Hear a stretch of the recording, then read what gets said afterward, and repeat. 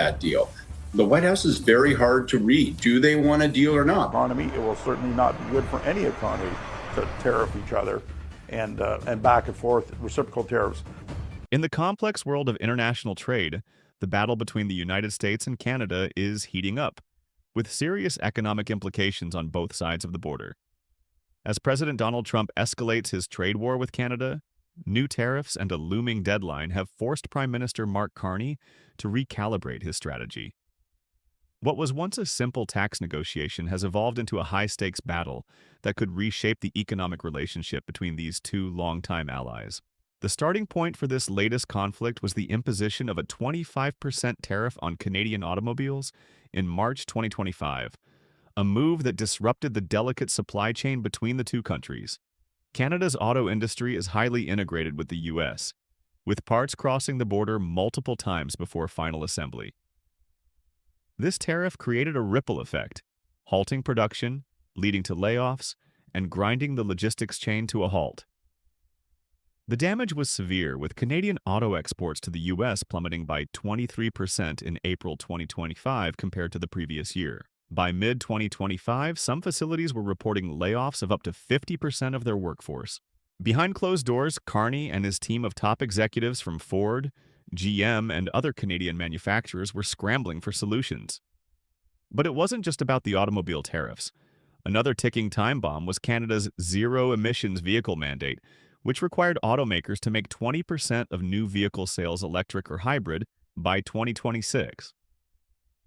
The law seemed nearly impossible to meet, with EV sales accounting for just 8% of new vehicle purchases in the first quarter of 2025. Automakers were pushing back, warning that failing to meet these targets would result in hefty penalties. While Trump's tariffs were hitting hard, Carney wasn't retreating. Instead, he began reshaping Canada's economic future by focusing on diversifying trade partners. Carney's government has long relied on the United States for its economic stability, but that reliance was beginning to feel more like a vulnerability. To hedge against the risks posed by the U.S. trade war, Carney turned to Europe and Asia, seeking to build new partnerships that could provide stability if the U.S. relationship continued to deteriorate. Despite this shift, the pressure was mounting. With the tariff freeze set to expire on July 9, 2025, Trump had one more demand.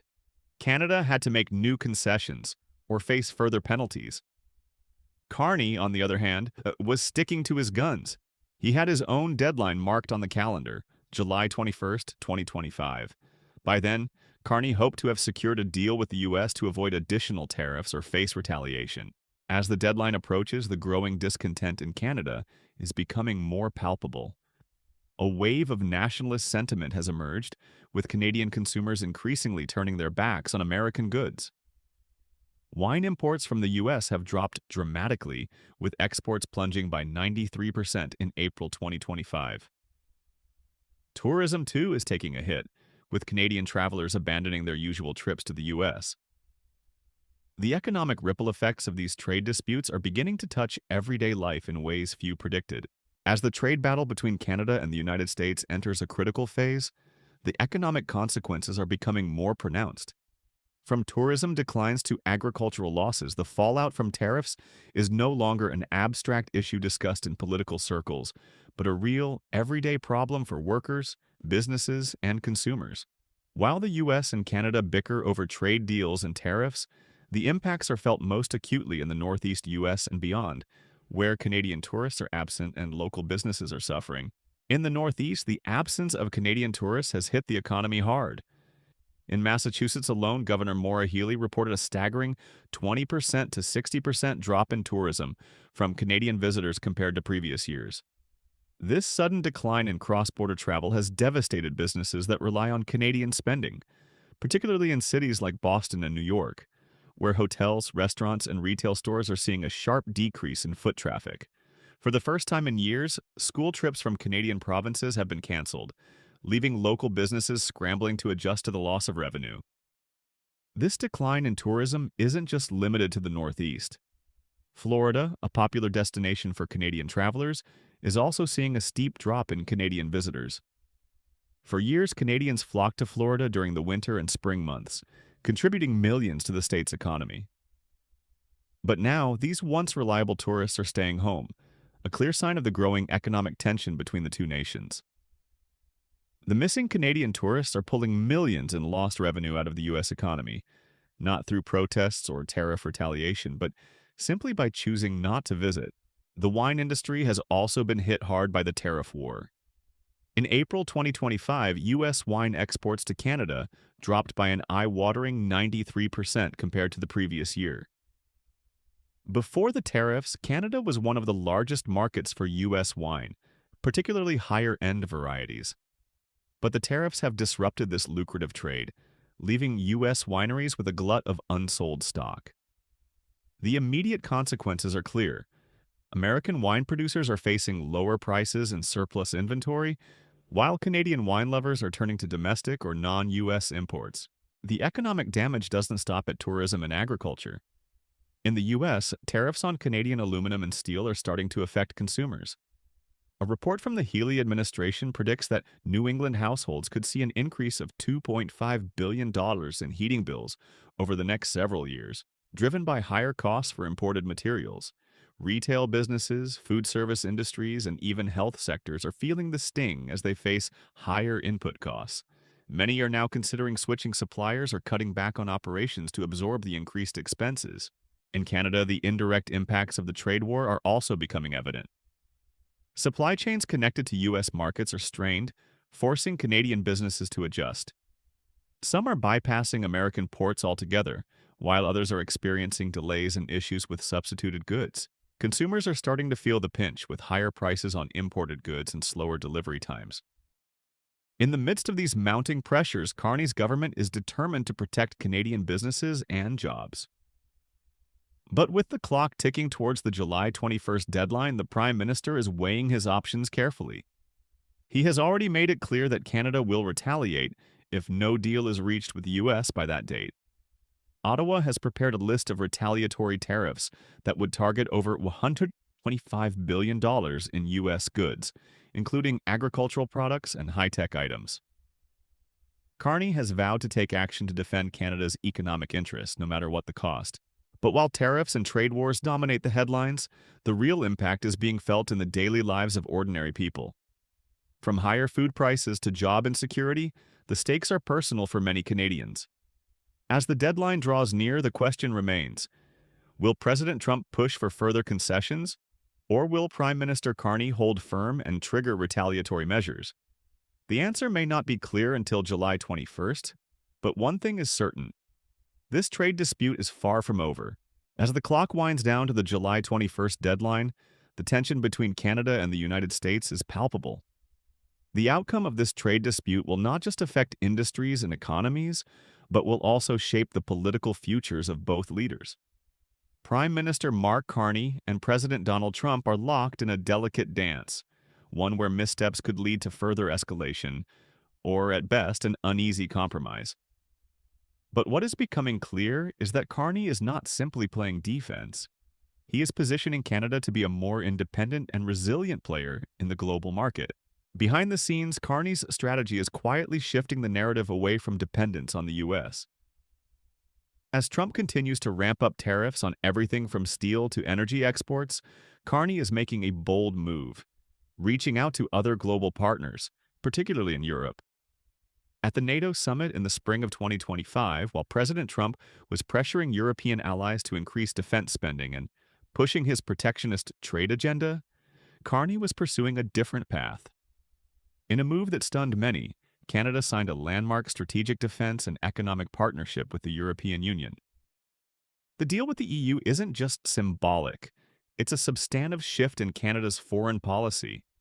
It covers everything from defense procurement to critical mineral partnerships, aiming to diversify Canada's reliance on the U.S. The partnership is particularly crucial in industries like energy and technology, where the EU offers a wealth of opportunity. For Carney, the deal represents a recalibration of Canada's international relationships, a pivot from the traditional North American ties to one that strengthens alliances with like-minded democracies across the Atlantic. This strategic move could be seen as a challenge to Washington, signaling to President Trump that Canada will not sit idly by while the U.S. unilaterally imposes tariffs and threatens economic harm. Carney's message is clear. Canada is ready to play a leadership role on the global stage and will find alternative partners who share its values and priorities. This shift could also signal a new era of economic cooperation between Canada and the EU, with potential agreements on trade, defense, and sustainability. But as much as Carney is investing in Europe, the trade dispute with the U.S. remains front and center.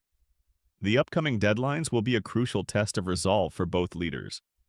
With Trump unlikely to back down from his tariff-heavy stance, Carney faces a difficult decision. Continue down the path of quiet resistance, or escalate the situation by implementing retaliatory tariffs that could affect more than $125 billion in U.S. exports. For Carney, this isn't just about politics. It's about protecting the economic well-being of Canadians. The economic disruptions caused by Trump's tariffs are already being felt in manufacturing towns across Canada, where steel mills and energy plants have seen orders dry up. The impact on jobs has been significant, with thousands of workers losing their livelihoods as a direct result of U.S. trade policies. Carney's decision to push back with retaliatory tariffs is a reminder that Canada's economy, while smaller, is far from powerless. At the same time, the consequences of the trade war aren't confined to the industrial sectors alone. From the wine industry to tourism, Canadians are increasingly making their dissatisfaction known.